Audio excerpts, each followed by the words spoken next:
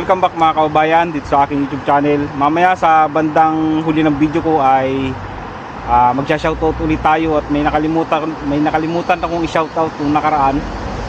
Ngayon ay dating gawin na naman tayo sa Sabado ng hapon, wala nang pasok. At ngayong araw ay Liberation Day dito sa South Korea. Holiday hanggang Lunes. At bali 3 araw, Sabado, Linggo, Lunes, walang pasok. Punta na naman tayo ng grocery at dating gawi, kaya ng loto. Magsha-shot at pupunta muna ako ngayon ng subway station at luludan ko ng pera, yung transaction card ko, kasi malapit na yung bakasyon ko next month. Hindi na kasi tinatanggap sa mga bus dito kapag magbabayad ka ng cash, kailangan card talaga yung isa-swipe mo. Ayun, punta muna tayo ng subway station.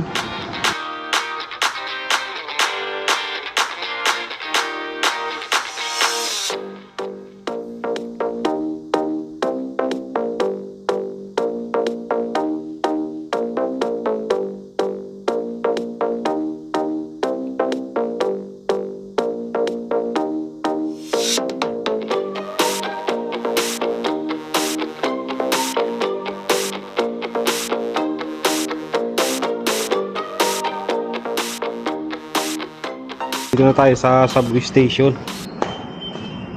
Dito ko luludan yung transaction card ko.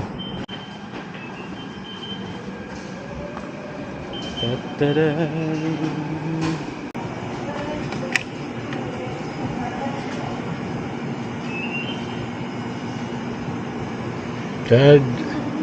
Please select the amount to reload.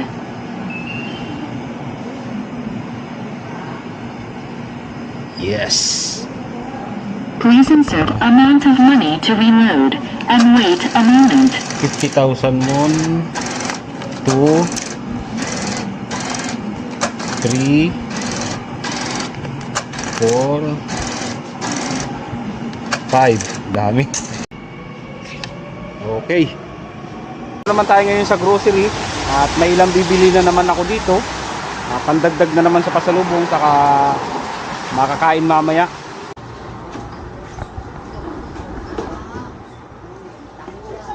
Bibili ako ng pinya. Ayan, Philippine Sun, makikita ninyo 2,500 won lang. Nakatiyempo, mura ngayon ng pinya. Sigurado matamis to. Medyo maliliit nga lang pero pwede na. Ito na lang. Hindi na masyadong hinog.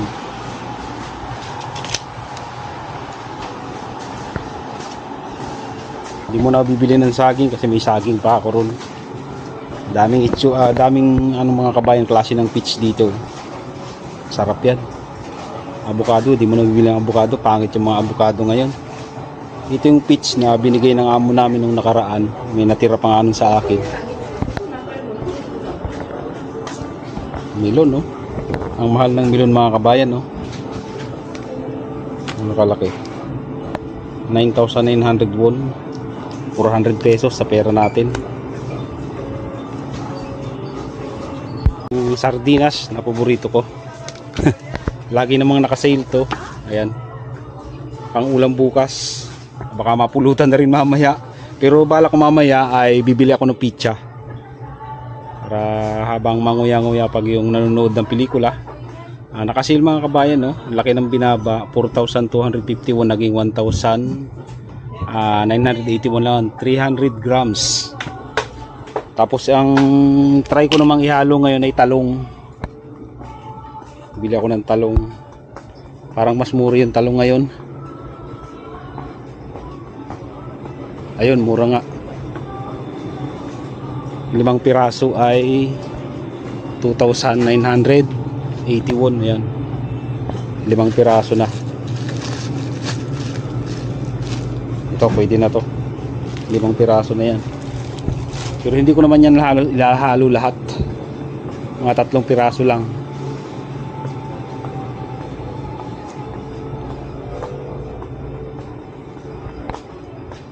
Nakabili na ako mga kabayan ng ng red wine ng titirahin ko naman ngayon.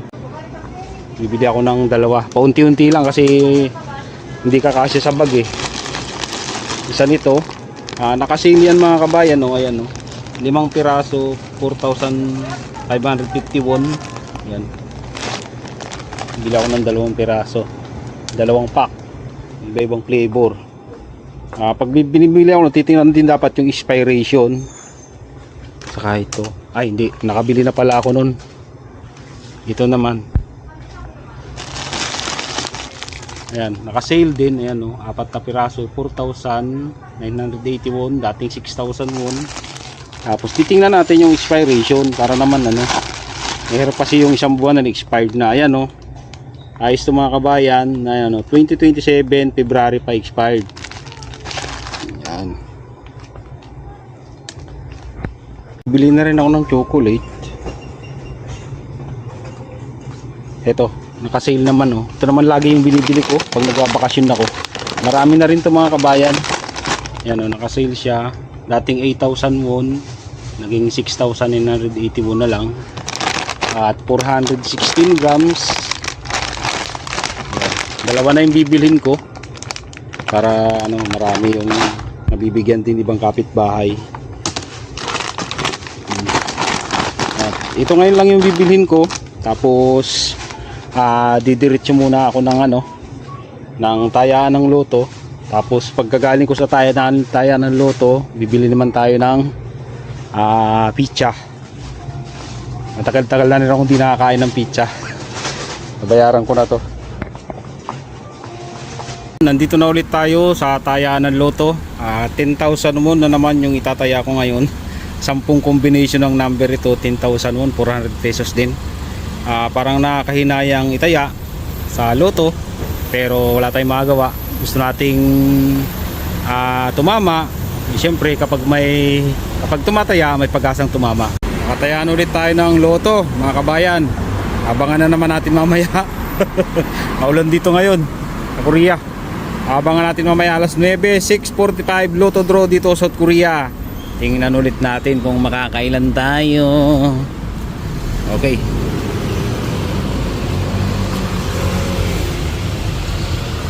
Buti tumigil ang ulan. Dito tayo malapit sa bilihan ng pizza. Itong Pizza Maru. Dito ako bibili ng pizza. Ayan, Pizza Maru. Pasok tayo dyan.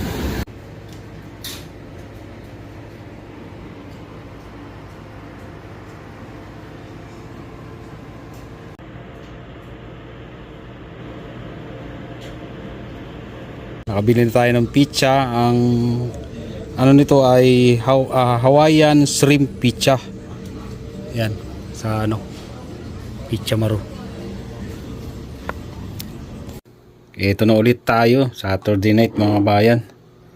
At ito, yung binili kong red wine kanina, ayan, hindi ko pa na siya nabubuksan. Pula naman tayo. Ang presyo mga kabayan ng red wine nito ay 7,900 won. Tapos ito naman yung niluto ko kanina, yung binili ko kanina din na sardinas. Tapos iginisa ko lang siya sa talong. Kung ano-ano na lang maisipan na luto mga kabayan. Dahil alam nyo na, nandito tayo sa South Korea. Hindi natin makukuha yung mga rekado na nasa Pinas. Tapos ito mga kabayan, binili kong pizza kanina yan. Nakita nyo, natanggal na yun. Meron pa siyang minatamis. Tingnan natin kung ano ba ang lasa o itsura ng pizza na to. Ang presyo nito mga kabayan ay 16,900 won. Nasa 700 pesos sa pera natin. At ito ay Hawaiian shrimp pizza. Ayan, buksan na natin. Oh my god, masarap talaga ito mga kabayan. Bihira lang naman ako kumain ng pizza. Ayan, daming hipon, no? Tapos syempre may pinya, may sibuyas. Ayan, may ano ba yung kulay itim niya? Hindi ko alam pangalan yan. Masarap to mga kabayan. Talagang hindi ka lugi sa presyo nito. Hindi naman siya kamahalan. Hindi katulad ng mga na pizza. Yan, oh. Tingnan nyo. Daming toppings niyan.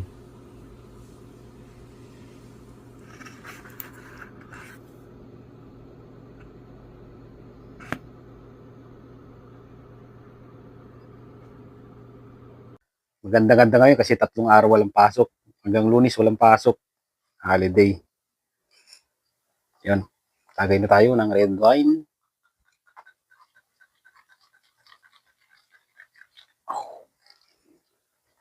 Habang nanonood ng pelikula, ganyan talaga ang buhay dito, South Korea mga kabayan, pag malayo sa pamilya, hindi ko lang alam sa iba, ano yung ginagawa. Pero ito lang talaga yung libangan ko dito sa South Korea. Tumaya din ako sa luto kanina, tintayin nga natin yung result, may alas 9.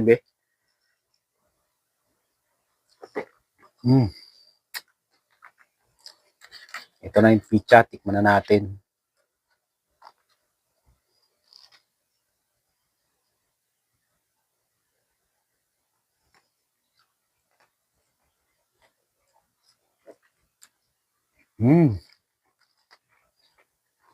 Shoutout na tayo ngayon.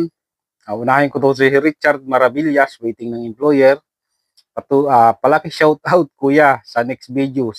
Zero GMC pa rin si kabayan. Ayan mo kabayan. Sa darating na massive selection, baka yung zero GMC naman na yan. Minsan kasi may ibang employer na pag tinignan yung application mo, kukuhanin ka na agad.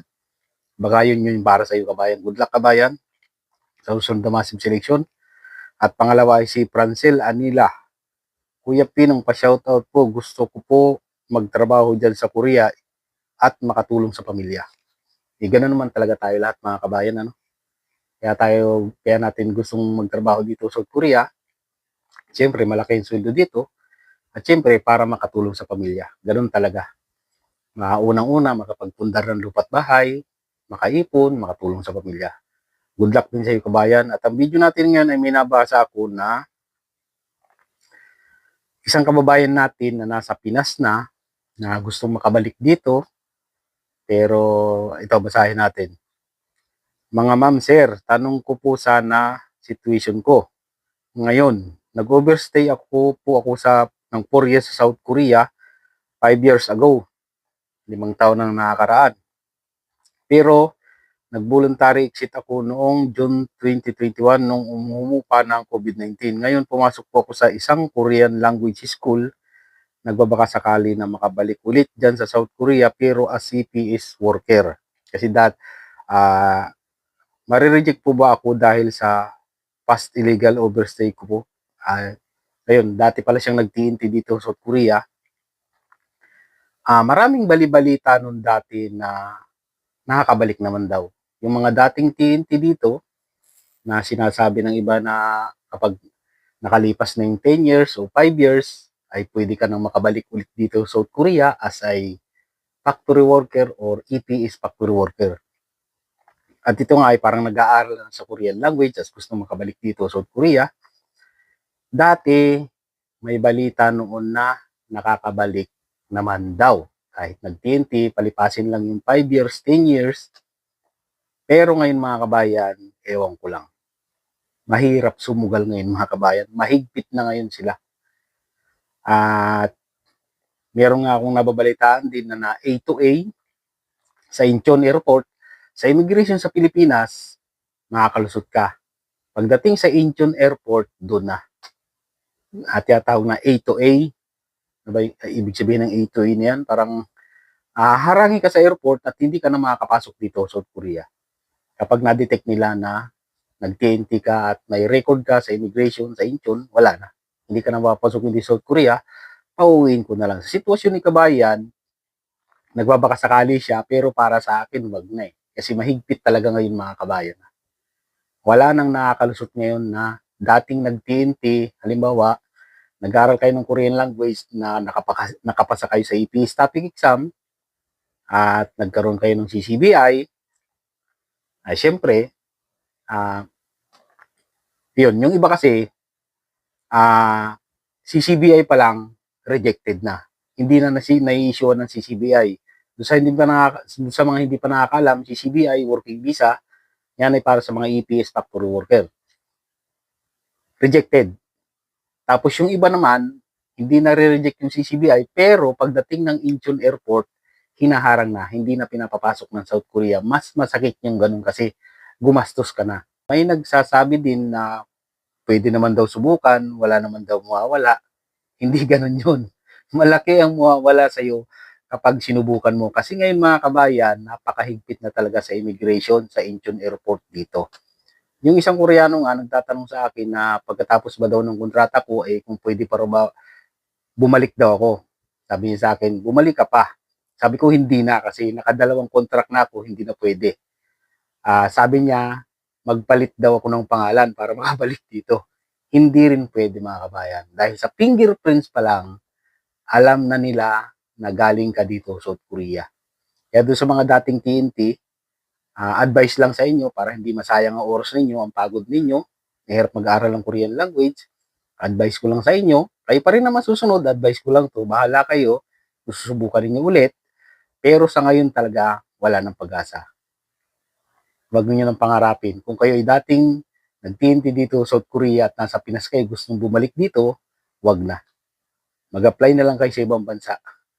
At nandun na rin naman tayo, nabigyan na rin naman kayo ng pagkakataon, ibigay ninyo na yung pagkakataon sa iba na hindi pa nakakarating dito South Korea. Ayun, good luck sa inyo.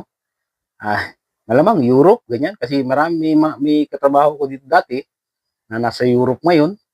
Mabilis ngayon, parang ang bilis ngayon mag-apply sa Europe lalo pag experience sa trabaho na galing ka dito dati sa South Korea. Kaso nga lang, pag TNT ka, siyempre hindi ka din makakuha ng certificate of employment dito kasi TNT ka dito. Ngayon, sa mga hindi sinuwerte dito sa South Korea at nasa Pinas na, pwede mag-apply ng Europe. Yung kakilala ko nga dati na nagtrabaho dito ay unang apply niya ay sa Lithuania, nakatayan ng baboy, tapos 3 months, 4 months, nakapag-cross country agad sa Spain. Yan, pag gusto talaga may paraan. Eto, titingnan natin mga kabayan kung ano yung result ng 645 Lotto draw dito sa South Korea. Ay makikita ninyo 2026 8/15. Yan, August 15. Tingnan natin kung makakailan tayo ngayon. At scan QR code. Tawag ko muna.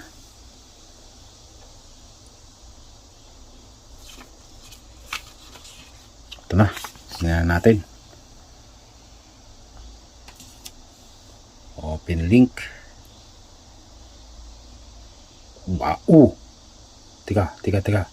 Uy. Nakatatlo ulit tayo mga kabayan. Yung huling combination sa baba. Yan, tatlo.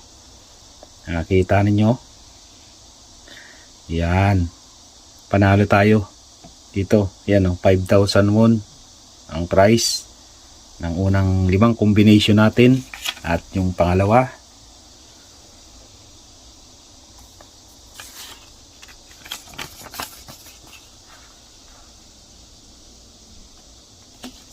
Open link, baka makadali pa. Wala. Dalawa lang yung pangalawang combination. Ayun, talo lang tayo mga kabayan ng 5,000 won kasi 10,000 won yung tinaya natin, nanalo tayo ng 5,000 won.